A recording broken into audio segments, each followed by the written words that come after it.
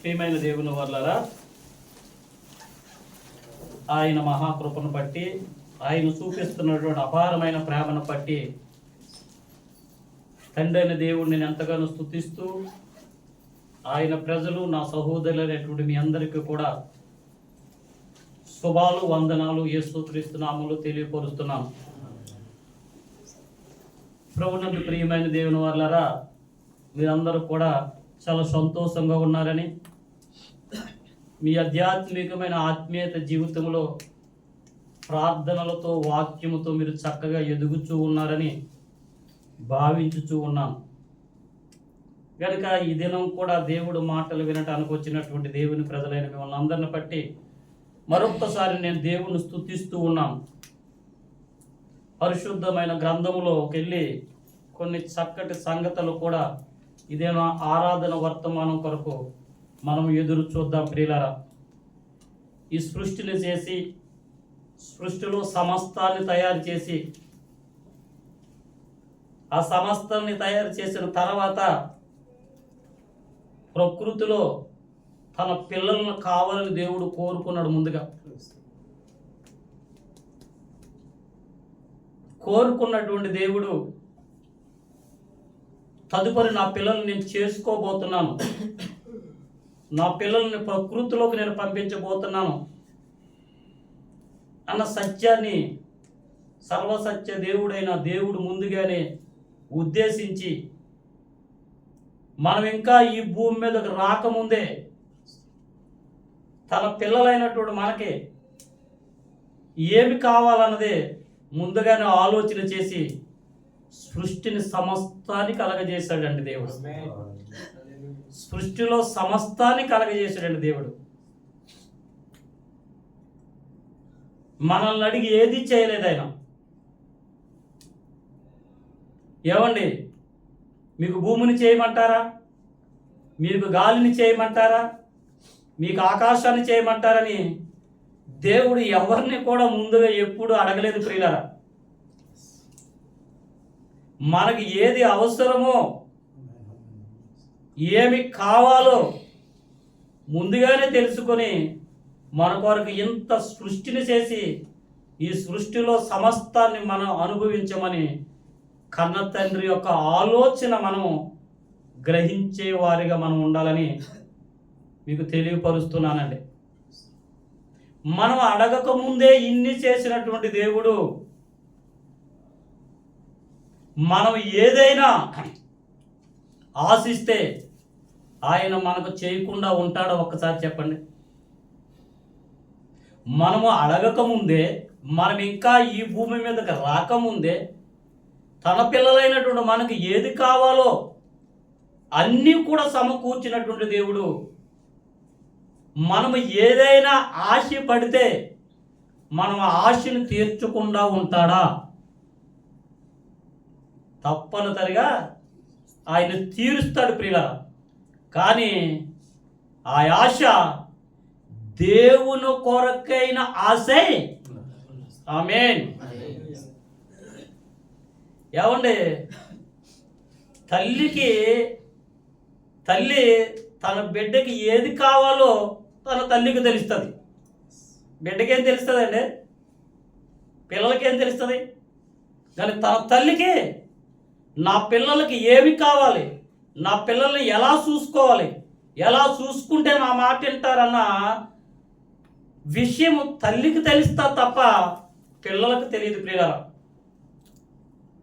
ఒక తల్లే అలాగ ఆలోచన చేస్తున్నప్పుడు, సృష్టిని చేసి, సృష్టిలో సమస్తాన్ని చేసి నా పిల్లలు సంతోషంగా ఉండాలని కోరుకున్నటువంటి దేవుడు నీకైతే ఏదో ఒక ఆశ ఉంటుంది కదా, ఆ ఆశను ఆయన ఎందుకు తీర్చడంటే, ఇదిగో మన ఆశ అయితే ఆయనను గూర్చిన ఆశే ఉండాలి ప్రియులారా. ఎందుకంటే మన ఆశలు ఈ లోకంలో చాలా ఉంటాయండి.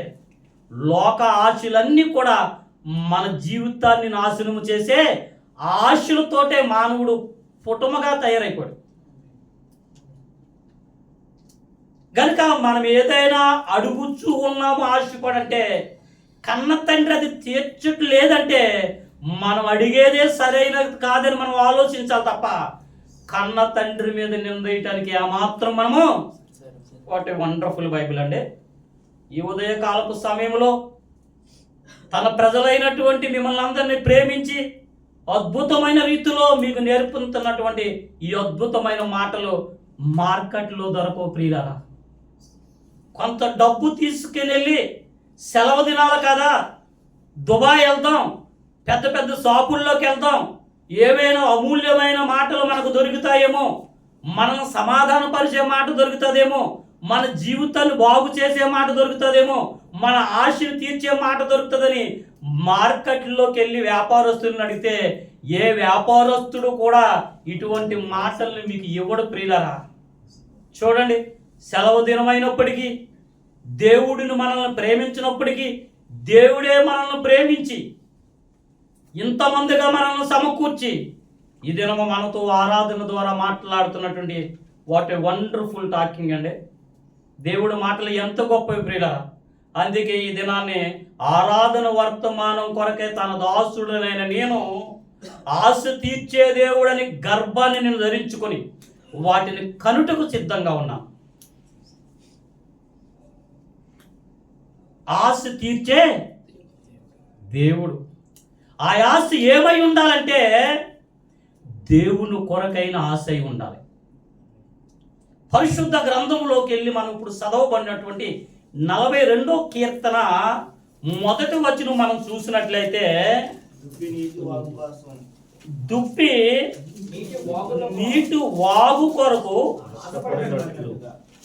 ఆశపడుచున్నది, దేవా నీ కొరకు నా ప్రాణము ఆశపడుచున్నది, నా ప్రాణము దేవుని కొరకు తృష్ణ కోరుచున్నది, జీవమగల దేవుని కొరకు తృష్ణ కోరుచున్నది. దేవుని సన్నిధికి నేను ఎప్పుడు వచ్చేదనా, ఆయన సన్నిధిని నేను ఎప్పుడు కనపడదును అని భక్తుని యొక్క ఆశ తీర్చి చూడండి. ఇది రాసుకోవాలండి. మీరు మీకున్నటువంటి ఆ యొక్క పుస్తకములను మీరు రాసుకుని తర్వాత హృదయం అనే పలకలోకి అన్వేషణ చేసుకుని ఈ హృదయం అనే పలకలో ఉన్నటువంటి ఈ భావాన్ని ఎరగనటువంటి అనేక మంది బిడ్డలకి మీరు అందించినప్పుడే దేవునికి మీరు ఆరాధకులు కాగలుగుతారు.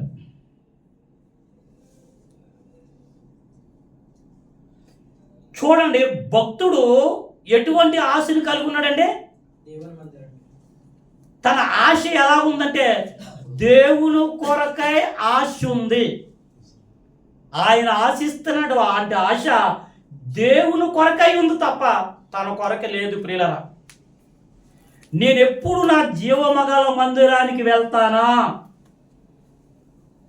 చూసారా, మీరు అలాగా ఆశపడినటువంటి ప్రాణాన్ని దేవుడు తృప్తిపరచడా అన్నది మనకు రావాలి ఆలోచన. ఏమంటే భక్తుడు ఇలాగ ఆశ కలిగి ఉన్నాడు,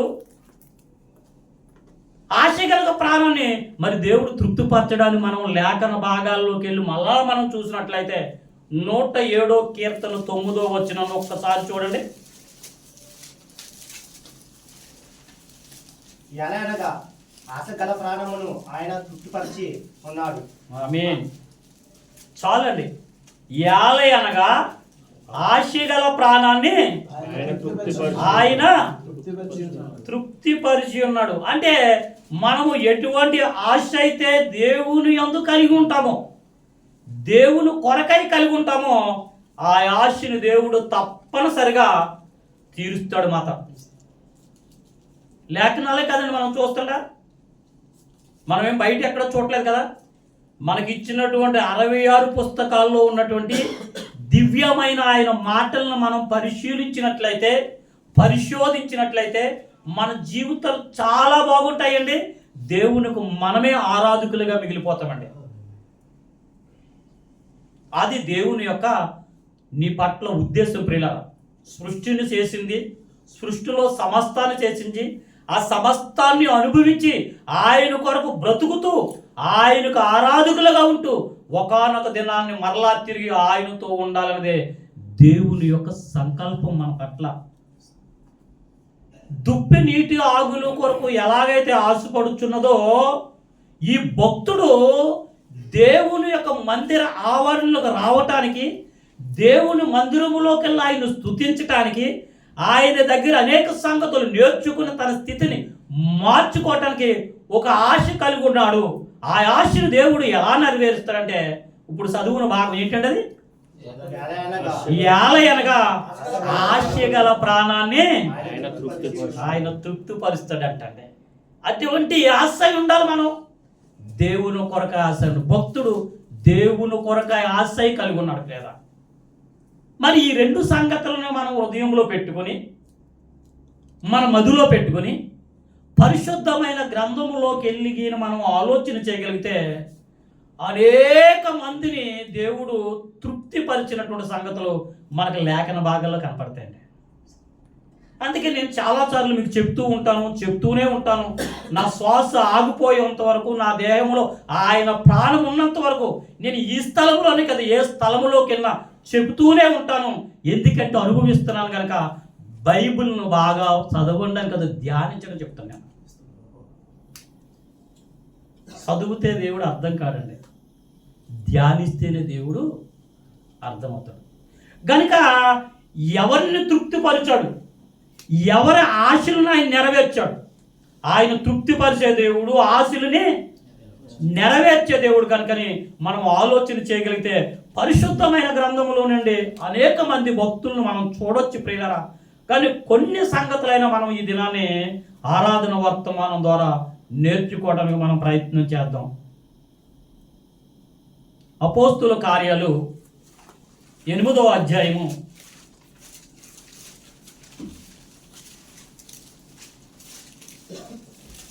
అపోస్తుల కార్యాలు 8వ అధ్యాయము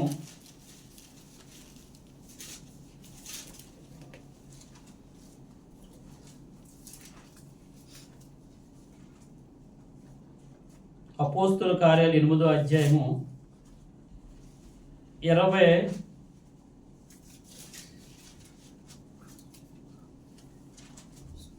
26 నుంచి చూస్తే బాగుంటుంది. ప్రభుదూత నీవు లేచి దక్షిణముగా వెళ్ళి యెరూషలేము నుండి గాజుగా పోవు అరణ్య మార్గమున కలిసి కొమ్ముని పిలుపునితో చెప్పగా అతడు లేచి వెళ్ళాను. అప్పుడు ఇథియోపియులు రాణి అయిన కందాకే క్రింద మంత్రి అయిన ఆమె యొక్క ధనగారం అంతటిని మీదనున్న ఇథియోపియుడైన నపుంసకుడు ఆరాధించుటకు యెరూషలేమునకు వచ్చి ఉండెను. చాలండి, తర్వాత భాగాన్ని మనం చూద్దాం. ఇక్కడ ఈ యొక్క వాక్య భాగాన్ని మనము జాగ్రత్తగా గమనించినట్లయితే, ఒక దేశం నుండి మరొక దేశానికి ఆరాధించడానికి వెళ్తున్నాడు. ఎవరత్నం? నపుంసకుడు.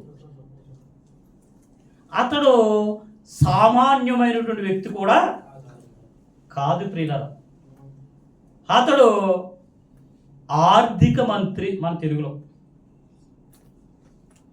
ఒక మంత్రి ఒక ప్రాంతము నుండి మరొక ప్రాంతానికి ఆరాధించటానికి వెళ్తున్నాడంటే ఎంత ఆశ కలిగి ఉంటే యెరూషలేము మందిరములో ఉన్నటువంటి పట్టణంలో మందిరానికి వెళ్ళి ఆయన ఆరాధించడానికి వెళ్తాడు. ఒకసారి ఆలోచించండి. ఇక్కడ మన అంశం ఏంటంటే, ఆశ గల ప్రాణాన్ని తృప్తిపరిచే దేవుడు. దుప్పు నీటి వాగుల కొరకు ఎలాగైతే ఆశపడతాదో, దేవా నా ప్రాణము నీ కొరకు తృష్ణ కోరుచున్నదన్న భక్తుడు యొక్క ఆశని ఆయన తృప్తిపరిచాడు. ఇలాగ శ్రేష్టమైన గ్రంథములో మనం చూడగలిగితే అనేక మంది భక్తుల యొక్క ఆశలని తృప్తిపరిచాడు. ఇక్కడ కూడా ఈ నపుంసకుడు ఒక సామాన్యమైనటువంటి వ్యక్తి కాదు.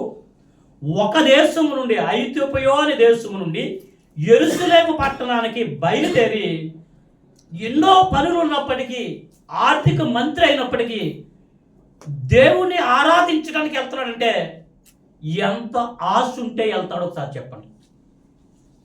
ఈ దినాన్ని మనము దేవుని యొక్క మందిరానికి రావటానికి ఎంత భారం అండి మనకే.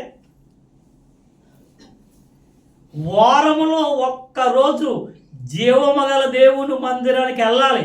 నా దేవుణ్ణి నేను స్తుతించాలి, నా దేవుణ్ణి నేను కొనియాడాలి, నా దేవుణ్ణి నేను ఆరాధించాలి, సహవాసములో నేను కూడా ఒక పాలభాగస్తున్న కావాలి, సహవాసములు ఉండి అనేక సంగతులు దేవుడి ద్వారా నేను నేర్చుకోవాలన్న ఆశ ఈరోజు ఏ క్రైస్తవుడికి ఉందో ఒకసారి చెప్పండి. మనకు కూడా ఆశలు ఉంటాయండి. నపుంసకుడికి ఉన్నటువంటి ఆశలు అంటే ఆశ కాదు మన ఆశ. మన ఆశలు ఎటువంటి అంటే ఏమి సంపాదించుకుందామా, ఏమి తిందామా, లేకపోతే సన్మానాల కొరకు మన ఆశ. ఏమండి, ఒకరిని మనల్ని సన్మానించాలి, ఒకరు మనల్ని మెప్పు పొందాలి, మెప్పించాలన్న ఇటువంటి ఆశలతో అయితే మనం ఉంటాం కానండి. ఇదిగో ఆదివారము ఆరాధనకి వెళ్ళాలని ఉదయాన్నే లేచి ఆశతో ఎవరైనా తృష్ణ కోరి మందిరాలకు వస్తారంటండి. ఈరోజు నపుంసకుడు అలా కాదండి. మరొక దేశం నుండి మరొక దేశానికి వెళ్తున్నాడంటే ఒక మంత్రి యొక్క ఆశ ఒక్కసారి చూడండి. ఈరోజు భక్తులుగా పిలువబడుతున్న మన జీవితంలో అటువంటి ఆశ బహు తక్కువ అండి. ఉదయాన్నే లేచి ఒక పావు గంట దేవుని వాక్యాన్ని నేను ధ్యానించాలన్న ఆశ కలిగిన భక్తుడు ఎవరైనా కనపడుతున్నాడు ఈరోజు అంటే? నేను నా దేవునితో ఒక 10 నిమిషాలైనా ప్రార్థనలో ఆశతో పోరాడాలి, నా తండ్రితో నేను సంభాషణ చేయాలి, యేసుక్రీస్తు ప్రభువుల యొక్క పాదాల దగ్గర నేను సంభాషణ చేయాలన్న ఆలోచన ఎవరికైనా కలుగుతుందంటే అటువంటి ఆశలు మనకి ఈరోజు లేవండి. మన ఆశలు ఏంటంటే లోకాశలండి.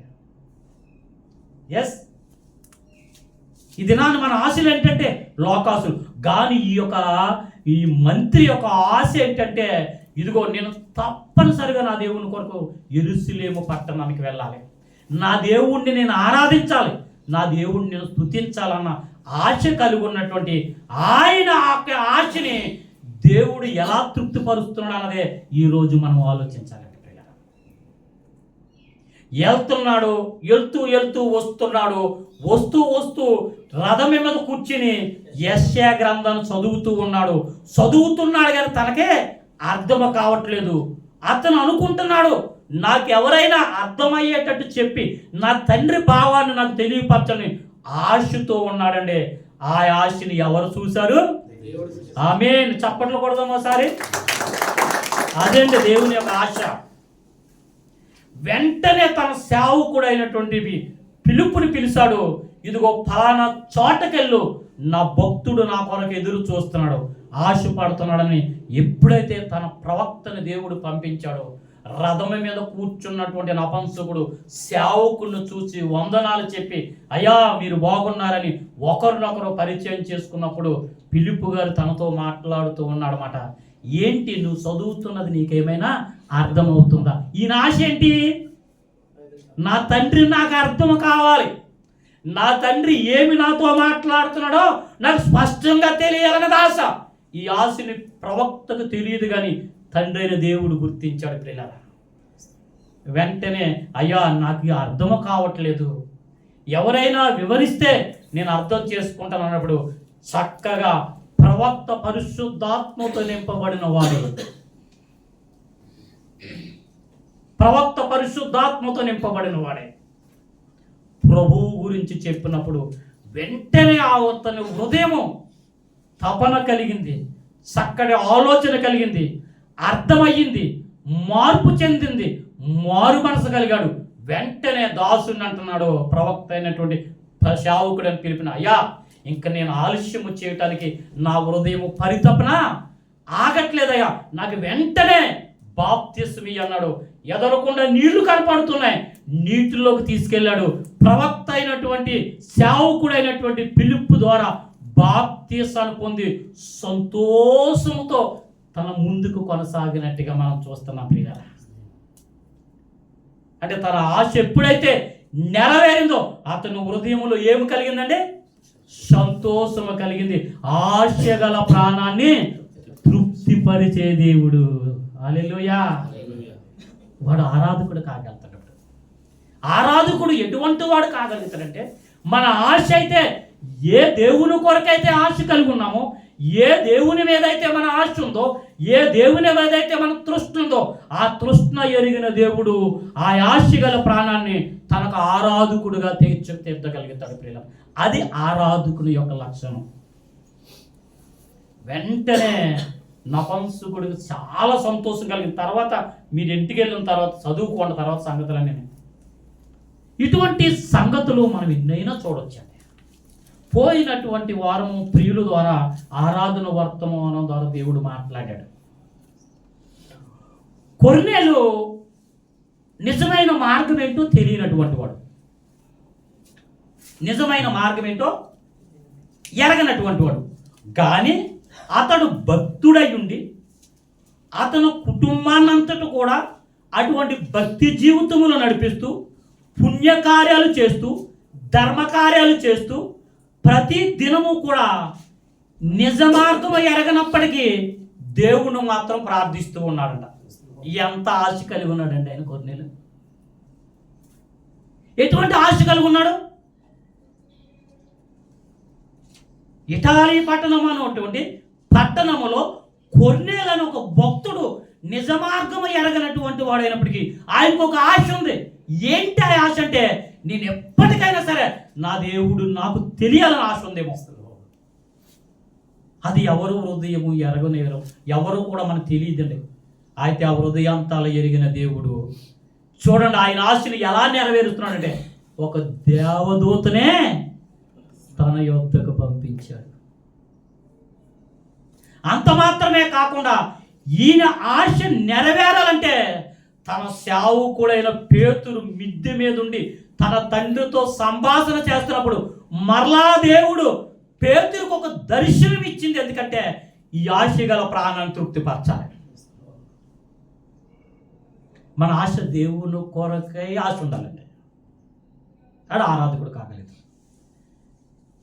అయ్యా ఏంటి ఈ నిషిద్ధమైనది ఎప్పుడైనా నేను తింటానా అని దేవుడితో మరలా తిరిగి మాట్లాడుతున్నప్పుడు వెంటనే దర్శనం అయిపోయిన తర్వాత ఈయన కొరకు కొంతమంది అక్కడ వచ్చి ఉన్నప్పుడు వెంటనే వచ్చి పేతురికి ఎప్పుడైతే కొర్నేలు గారితో చెప్పాడు, అయ్యో పేతురు అనుకుంటున్నాడు నేను కొర్నేలుని ఏం చేస్తున్నానండి, నిషేధిస్తున్నాను.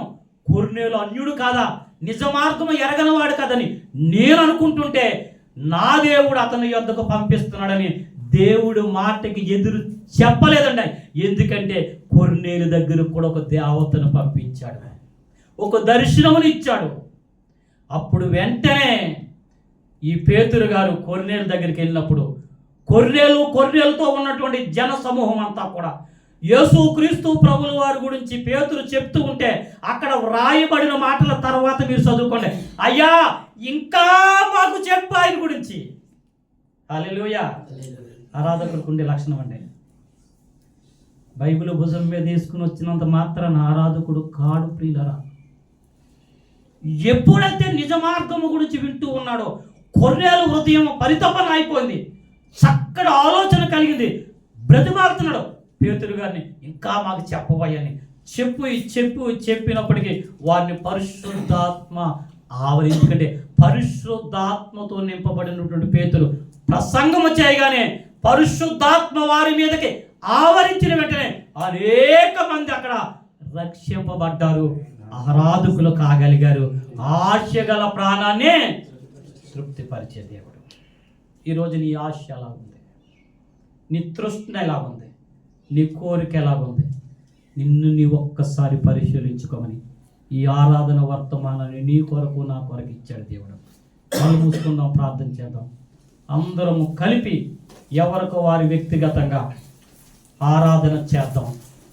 విన్నటువంటి వర్తమానాన్ని బట్టి ఎవరికి వారి వ్యక్తిగతంగా నీవు దేవుణ్ణి కొనియాడవలసినటువంటి వాడు ఉన్నాను తెలియపరుస్తూ ఈ ఆరాధన ముగించి మనం అందరం ఆరాధన చేద్దాం వ్యక్తిగతంగా.